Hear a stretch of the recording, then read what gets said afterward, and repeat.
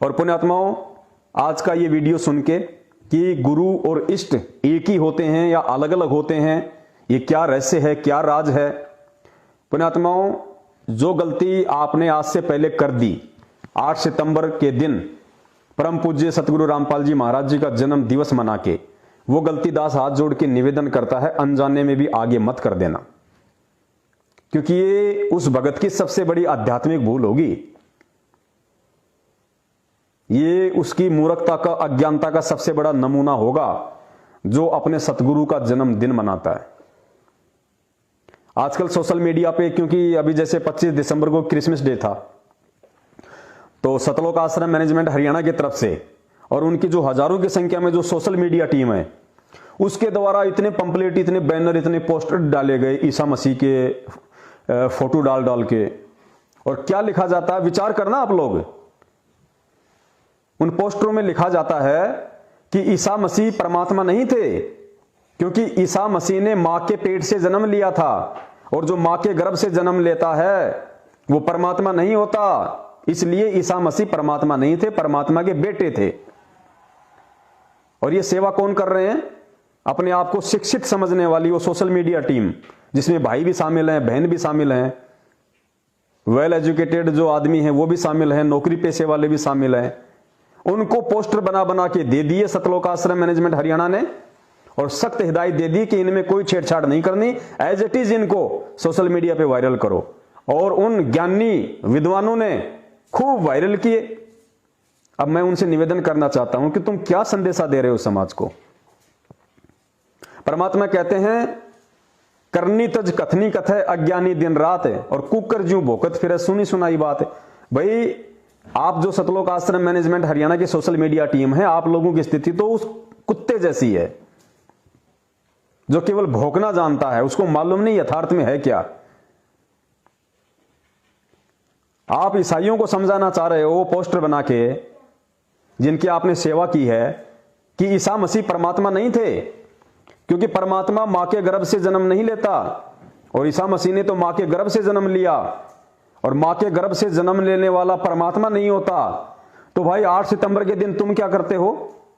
8 सितंबर 2020 को तुम लोगों ने किसका जन्मदिन मनाया? पता है तुम्हें, या भूल गए थे?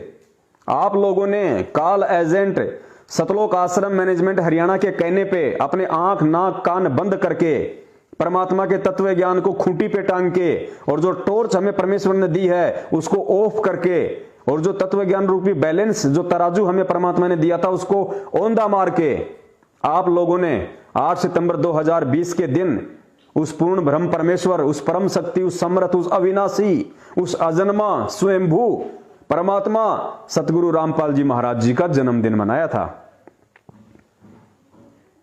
तो ये पोस्टर भेज के आप लोग क्या साबित करना चाहते हैं? सबसे पहले तो आपकी करनी और कथनी में अंतर। आप लोग कुत्ते वाली श्रेणी में आ गए, और दुनिया जब उन पोस्टरों को देखेगी तो दुनिया के पास क्या मैसेज जाएगा? तुम ऐसा ना समझो कि तुम्हारी हरकतों पे किसी की नजर नहीं है।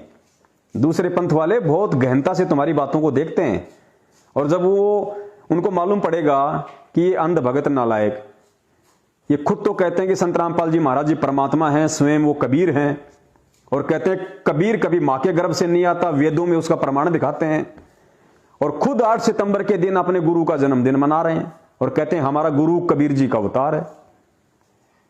तो पुण्यात्माओं, मूर्ख बने रहना है, अंधा बना रहना है तो बने रहो, परमात्मा जबरदस्ती नहीं करता। जैसा कि 2-3 दिन पहले परमात्मा ने सत्संगों का सार नंबर 22 में एक ऑडियो डलवाई थी कि परमात्मा सिर में दर्द नहीं रखता, परमात्मा ने विधान बना के छोड़ दिया।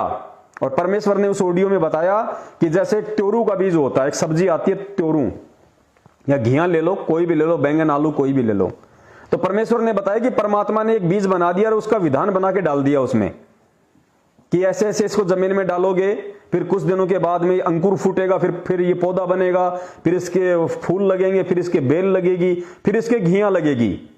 तो परमेश्वर ने कहा कि वो विधान बना के छोड़ दिया मैंने, वो गुण उसके अंदर डाल दिया।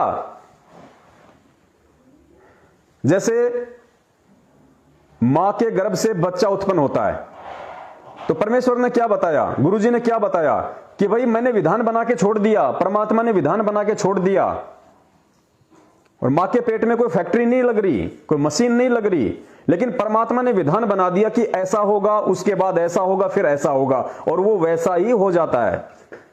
तो ठीक इसी प्रकार परमात्मा ने ये भक्ति का विधान बना के छोड़ दिया कि क्या मेरी भक्ति है, क्या मेरी मर्यादा है, क्या मेरा नियम है, और इस भक्ति मार्ग में आने के बाद मेरा भगत कौन सी क्रिया करेगा तो मेरी रहम के काबिल बना रहेगा, और कौन सी क्रिया विपरीत करेगा तो अपने संस्कारवश, अपनी गलती के चलते वो मेरे से दूर माना जाएगा। तो आप ये ना सोचो कि आप परमात्मा की शरण में हो।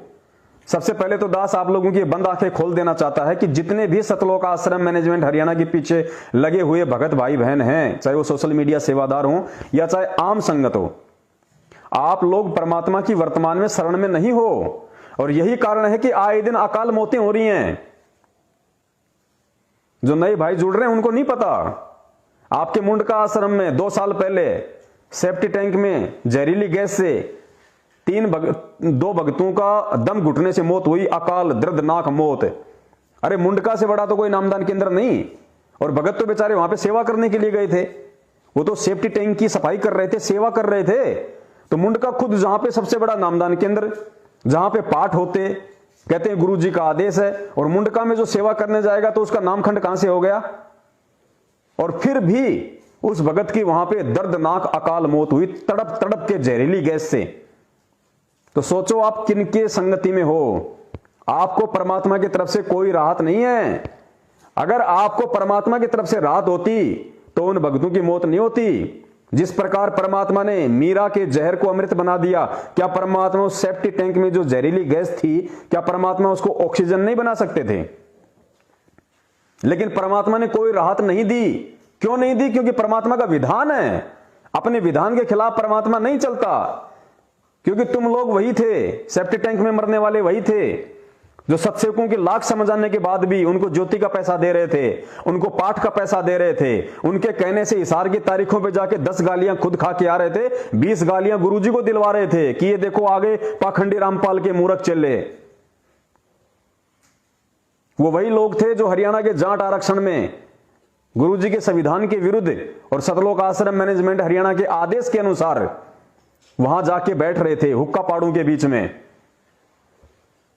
उनको भक्तों के दान का चंदा दिया जा रहा था, उनको देसी घी के बूंदियां खिलाए जा रहे थे। वो वही लोग थे जो राजस्थान के गैंगस्टर आनंदपाल सिंह जैसों की सीबीआई जांच के समर्थन में रैलियों में शामिल हो रहे थे। उनको 5-5 लाख का चंदा अजमेर की रैली में दे रहे थे। तो परमात्मा कैसे राहत देगा? परमात्मा कैसे सहायता करेगा? भाई परमात्मा का कोई प्यारा नहीं है। परम शक्ति संगीतम रिद्धि सिद्धि दाता सोई, अवगत, ऐसी कुछ मालिक की वाणी है।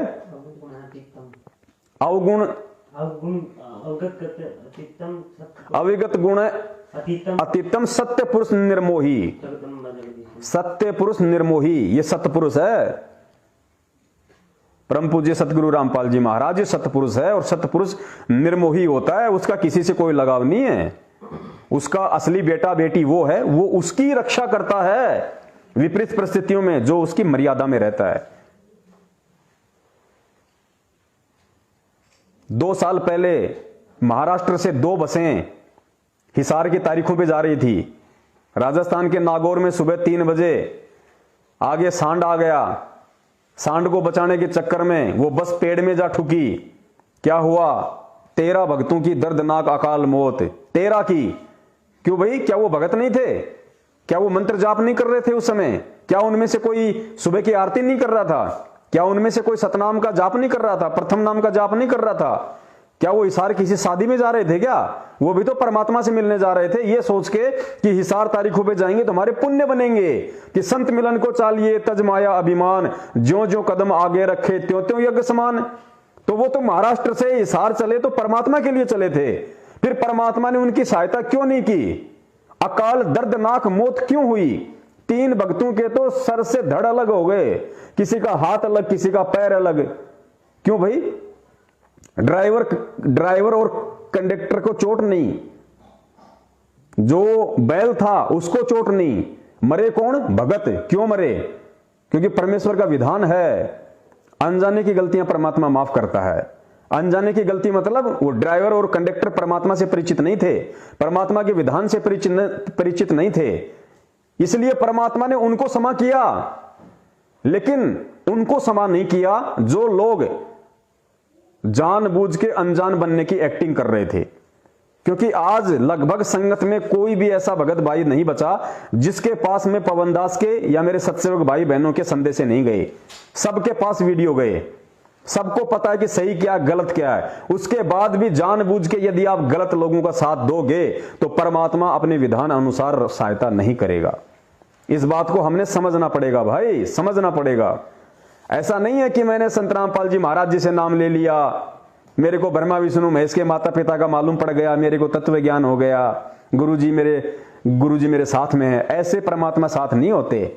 और ना ही खाली ब्रह्मा विष्णु महेश के माता पिता का नाम पता चलने से तत्व ज्ञान समझ में आता। इसको समझने के लिए परमात्मा से विशेष प्रार्थनाएं करनी पड़ती हैं, परमात्मा की रहम के काबिल बनना पड़ता है, परमात्मा की मर्यादाओं में रहना पड़ता है, गुरु को बाप मानना पड़ता है। मालिक की वाणी है ना, वो रख दे अपना हाथ उस पे जिसने मान गुरु को बाप लिया। वो हाथ अपना रख दे सिर पे जिसने मान गुरु को बाप लिया। ये शब्द है परमात्मा का। तो वो अपना हाथ, अपना पंजा, अपना आशीर्वाद उसी भगत आत्मा के शीश पे रखेगा जो उसको अपना बाप मानेगा। तो जाओ इस 8 तारीखों पे अपने बाप को गालियां निकलवाने के लिए, जाओ कानूनी प्रक्रिया में बाधा उत्पन्न करने के लिए। गुरुजी कहते हैं करत है पुण्य होत है पापम। तुम तो अपने मूर्खता में, अज्ञानता में अपने पुण्य समझ के जा रहे हो और उल्टे तुम्हारे पाप कर्म बढ़ रहे हैं। करत है पुण्य होत है पापम, ये परमात्मा की वाणी है कि नादानी में तू सोच रहा है मेरे पुण्य बन रहे हैं और उल्टा पाप का भागी बन रहा है।